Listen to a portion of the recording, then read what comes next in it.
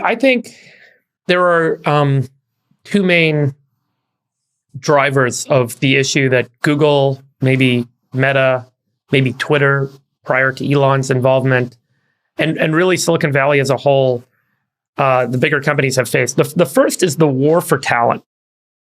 The war for talent started, I mentioned this last time, around 2004, 2005, because prior to that, there weren't as many grads coming out of undergrad with computer science degrees, right? I think 10% of grads in the Bay Area schools were finishing with computer science degrees. Today, the number is like 60%. So, around that time, the war for talent led organizations, particularly Google, down a path of offering more perks and benefits to their employees to create a workplace that was more competitive. And that ends up being a slippery slope, because then other organizations try and find parity, and then other organizations try and overdo it and push it even further. So this leads to both wage inflation across the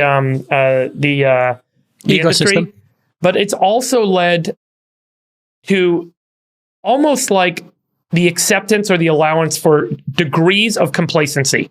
And so I'm not saying that the workforce is all complacent, but I do think that complacency is forgiven. Some amount of complacency. I'm going to take a Friday off. I'm going to take 2 Fridays off. All of a sudden, I'm not working any Fridays. The other thing that's happened is as this workforce has aged, I worked at Google 20 years ago, and a lot of the folks I work with, almost all of them now, have families. At the time, everyone was young. And as the demographics of Silicon Valley has matured, you have more people that are less about killing themselves and giving everything that they have to their organization. And they're more interested in being with their families and now spending less time at work, especially in light of the fact that compensation has ballooned to a point that you can now live a very, very comfortable lifestyle. And you don't need to have a big payday in order to be able to take really good care of your family, which was the case as a startup. And then the other issue is just one of innovation. At Google, if you work on a new project and it doesn't work, there's no loss. You still have your job. And they've started programs where they'll give you equity in new startup ideas, or they'll give you all this stuff. So they'll give you upside if you win. They'll give you bonuses if it succeeds, but there's no downside. And so the pain and the burn that you would feel as a startup founder or as someone building a new business isn't experienced or realized. And I don't need to tell you guys this, but for anyone else that's listening that may not really be fully aware, the lack of pain, the lack of risk, the lack of downside, the lack of having no safety net and falling through the pits removes so much of the incentive to succeed and to drive and to innovate. And I think that's become part of the complacency problem that's caused larger organizations to simply say, let's throw more heads at the problem. And when you just throw more heads at the problem, you have more of kind of talent war problem that I mentioned, number one. What is the average salary? 280,000? 300,000, rounded up, yeah.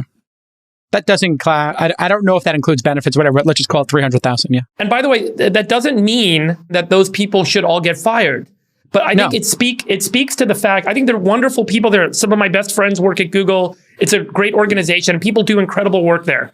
But in terms of return of dollars invested as a shareholder, that's the question, that's the analysis, that's the scope that the shareholder is looking at, is do I want to spend $1 to make $1.05? Or do I only want to spend $1 where I know I'm going to get $1.80 back? And so if you just bucketed where the dollars are going, you would end up saying, you know what?